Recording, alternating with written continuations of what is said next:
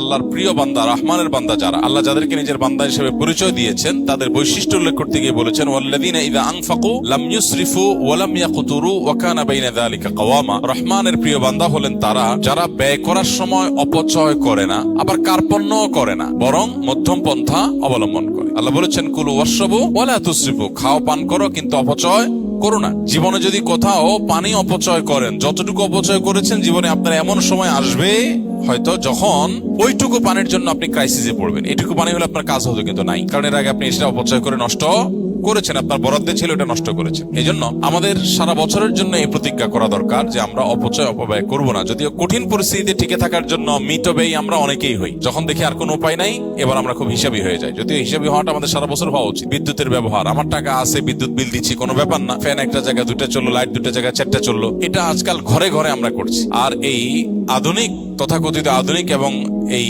আপনার বর্তমান পৃথিবীতে আমাদের ঘর বাড়িতে যে পরিমাণ পানি আমরা অপচয় করি কল্পনাও করা যায় না। অজু করতে যে পরিমাণ পানির টেপে আমরা ব্যবহার করি, এটা যে ধরে রাখা হয় একটা বালতিতে, দেখা যাবে প্রায় 1 বালতি পানি চলে যাচ্ছে একজন মানুষ অজু করতে। অথচ নবী সাল্লাল্লাহু আলাইহি ওয়াসাল্লামের অজুতে 1 মুদ পরিমাণ পানি লাগে। একটা বড় গ্লাস হবে, একটা বড় গ্লাসের পরিমাণ 1 গ্লাস পানি দিয়ে তার অজু কমপ্লিট হয়ে যেত। তিনি গোসল করতে পেতেন এরকম আরেকটু বেশি পানি দিয়ে, খুব বেশি পানি তার দরকার হতো না গোসলের জন্য। এমনকি তিনি এও বলেছেন যে কেউ যদি সমুদ্রে থাকে, নদীতে থাকে, সেখানেও যদি তার অজু করার দরকার হয়, যে এখানে তো পানির অভাব নাই, সেখানেও যেন সে প্রয়োজন ছাড়া অতিরিক্ত পানি ব্যবহার না, কারণ আল্লাহর কাছে এর জন্য জবাবদিহিতা আছে।